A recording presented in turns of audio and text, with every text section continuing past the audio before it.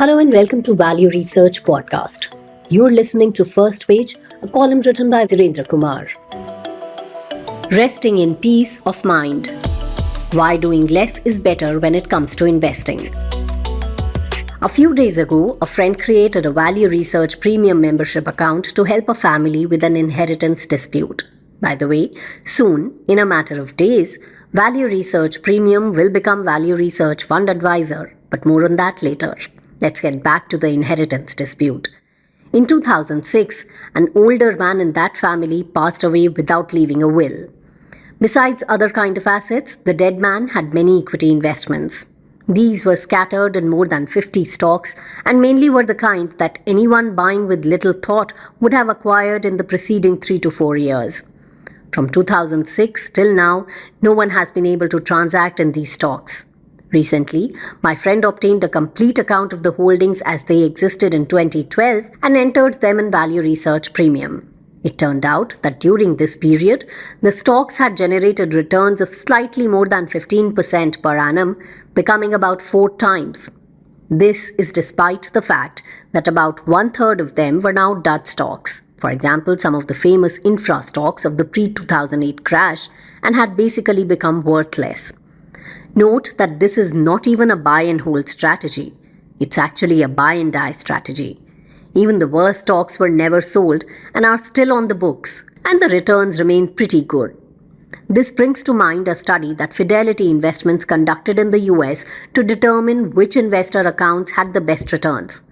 It turned out that the highest returns were from investors who completely forgot about their investments for years, even decades. Not only that, they also discovered that a good proportion of these investors had died a long time ago. That's right. Regarding managing your investment portfolio, the most profitable strategy may be doing exactly what a dead person would do: nothing. Please understand that I am not advocating that you should actively pursue this strategy. However, the lesson that investors should draw from this is quite clear. Our cover story of Mutual Fund Insight June issue is on the same basic topic, and we approach it from a more practical angle. It uses the well-known fable of the hare and the tortoise to illustrate these contrasting approaches to investment and their outcomes. The hare is all about speed, and his approach is similar to risky short-term investment behaviors like trading stocks, derivatives, and even IPOs, that is the initial public offerings, which inevitably lead to substantial losses.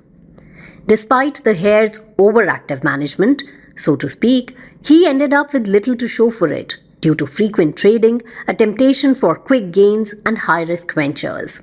In contrast, the tortoise represents a prudent, long-term investment approach focusing on mutual funds, higher savings rates, and investments suited to his risk profile and timeline. By avoiding the allure of quick gains and high-risk options, the tortoise experiences steady and significant growth in his investments. The tortoise's approach mirrors the benefits of a disciplined, long-term investment strategy. By investing regularly in a diversified portfolio of mutual funds, the tortoise takes advantage of the power of compounding over time. Moreover, the tortoise's strategy of staying invested through market ups and downs aligns with the findings of the Fidelity study and my friend's story. By resisting the constant temptation to monitor and tinker with his investments, the tortoise avoids the pitfalls of emotional decision-making and the potential for ill-timed trades. This hands-off approach, combined with a well-thought-out investment plan, proves to be a winning strategy in the long run. Interestingly, once an investor understands this point, the tortoise's approach seems easier. There are very few activities in life where doing less brings better results, and we should be thankful that investments are one such area.